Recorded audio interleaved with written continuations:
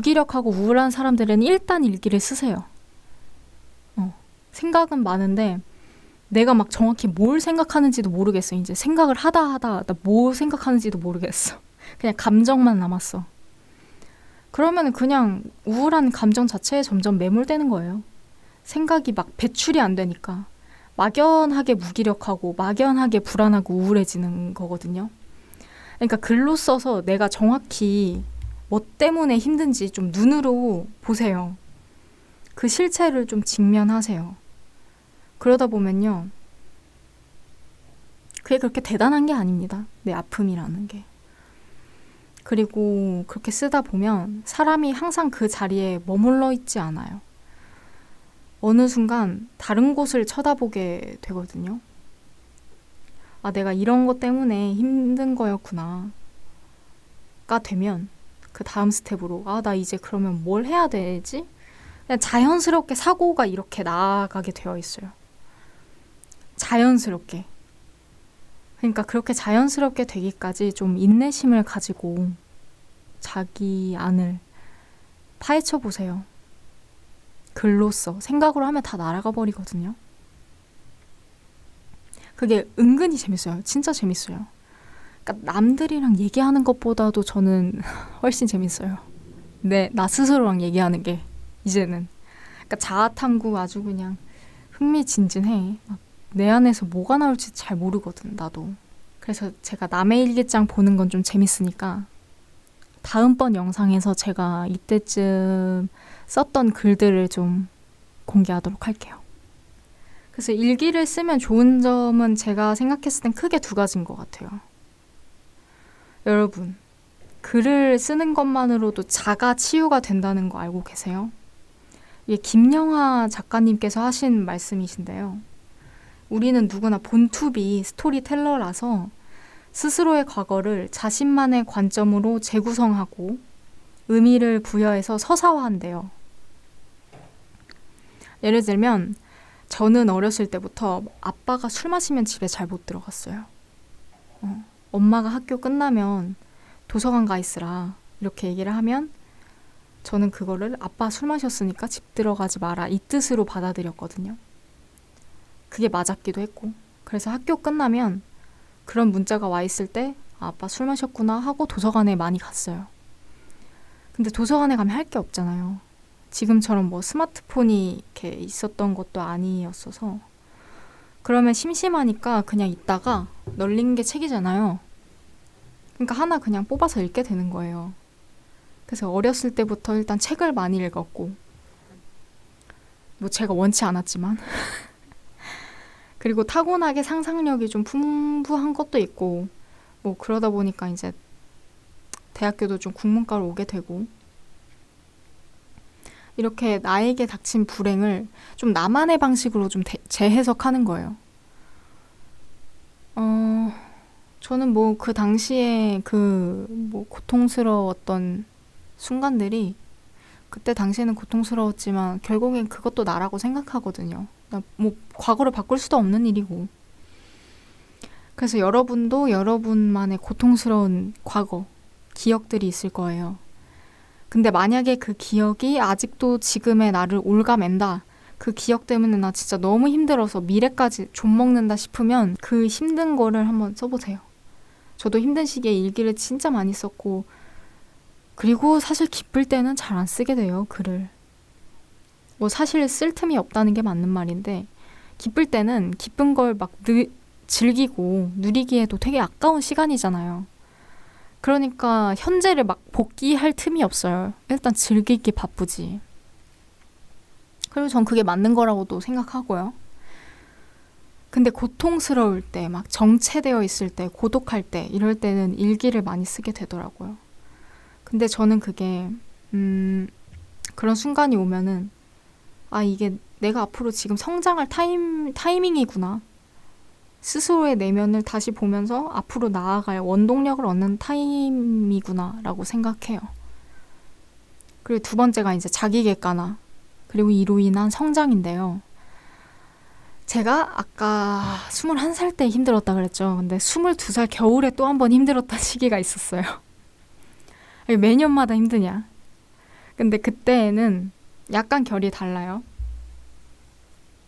그때는 이제 학교 근처에서 자취를 했었는데 그때 당시에도 코로나였어요. 그래서 막 학교에 사람도 없고 별로 없고 막 친구도 없고 제가 막 계절을 되게 잘 타는데 특히 그 당시에 기억이 많이 나서 저는 겨울 이렇게 좋아하는 편은 아니에요. 그때 당시에 겨울의 이미지가 어땠냐면 깜깜하고 춥고 혼자인 나. 너무 쓸쓸하고 말할 사람도 별로 없고 그냥 완전히 고립된 상태였어요, 사실. 말할 사람이 나 자신밖에 없는 그런 상태? 그러다 보니까 막 하루에도 5-6장씩 일기 쓰고 그랬었어요. 할 게 없으니까 말할 사람이 나밖에 없으니까 그렇게 하게 되더라고. 당시에는 진짜 힘들었거든요. 그렇게 고립돼서 지낸 게 한 5개월? 4-5개월 정도 됐는데 내내 일기 쓰고 혼자 다니면서 생각하고 막 이랬어요. 근데 당시엔 힘들었지만 지금으로서 그 시절을 뒤돌아보니까 진짜 그 시기는 나한테 정말 너무 소중한 순간이었다. 진짜 없어서는 안 될 순간이었다. 내 성장을 위해서. 라고 생각을 해요. 왜냐하면 그 다음 학기에 제가 사람을 진짜 많이 만나게 됐어요. 그러니까 아이러니한 게 진짜 고독하고 아무도 만날 사람도 없고 했던 그 시기를 딱 지나니까 사람이 갑자기 너무 만날 일이 너무 많아지고 그러더라고요. 근데 그건 내가 바닥을 칠 때 제대로 바닥을 쳤기 때문에 그런 거 있잖아요. 수영장을 가면은 수영장에서 이렇게 턴을 할 때 여러분 끝에 도달하면은 바닥을 그 수영장 외벽으로 발로 탁 쳐서 반대편으로 가는 추진력을 얻게 돼요. 그러니까 바닥을 탁 찍어야지 다시 위로 올라갈 수 있는 그 동력이 생기거든요. 저는 고독과 외로움 그리고 고통도 마찬가지라고 생각합니다. 처절하게 고독해보면요. 다시 위로 올라갈 수 있는 힘이 생겨요. 그때가 바로 나타나요. 근데 애매하게 외롭잖아요. 막 안 외로우려고 어떻게든 바라카에서 사람 만나고 하잖아요. 억지로. 그럼 계속해서 그냥 외롭습니다. 그래서 내가 지금 외로울 상황인가 보다. 내 주변에 사람이 아무도 없네. 만날 사람도 없네. 그러면 그냥 외로운 시기인가 보다 하고 죽어라 외로워져 보세요. 한번 혼자서. 그러면 놀랍게도 그 순간을 빠르게 벗어나는 가장 효과적인 방법이에요.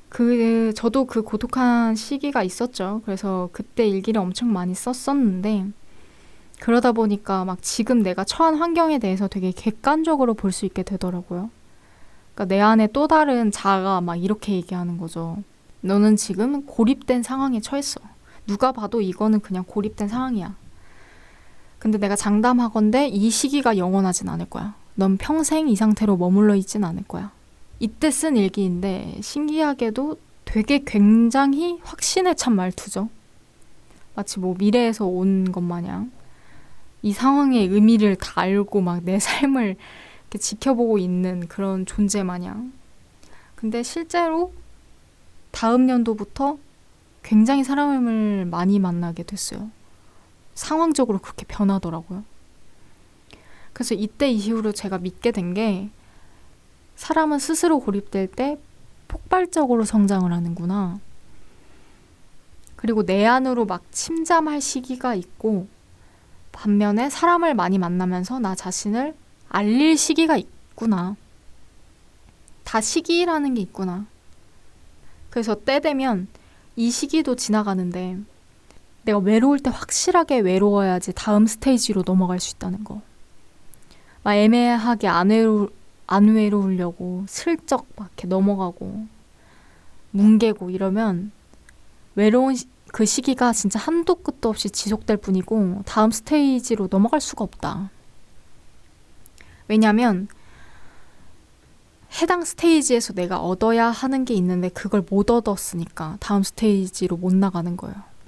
다만 확실한 건 그 시기는 영원하진 않다. 내가 그때 그 시기에 정말 바닥을 치면 그 시기에서 얻을 수 있는 걸 내가 얻어나고 나면 이 생각들 모두 제가 일기를 쓰면서 느꼈던 생각들이고 얻었던 생각들이에요. 아, 진짜 성숙하기 위해선 일기를 쓰고 자기 자신을 되돌아보는 과정이 필수구나라는 걸 좀 느꼈어요. 제가 만약에 일기 쓰지 않으면서 애매하게 사람 만나고 안 외로우려고 막 했으면 지금의 저도 아마 없었을 거라고 생각합니다. 그러면 또 일기에 관해서 뭐 궁금한 게 있으시면 또 댓글로 남겨주시고 저는 이런 피드백, 소통 너무 좋아요. 그렇기 때문에 제가 이 채널을 만들게 된 이유도 서로 얘기하고 의견 나누고 그런 과정들, 소통이 너무 좋아서 만든 거기 때문에 뭐 목소리 좋다 이런 거면 너무 좋겠어요. 하지만 뭐 그게 아니라도 좋고요. 내가 일기 쓰면서 느꼈던 생각이나 감정은 이러했다. 이런 것도 너무 좋습니다.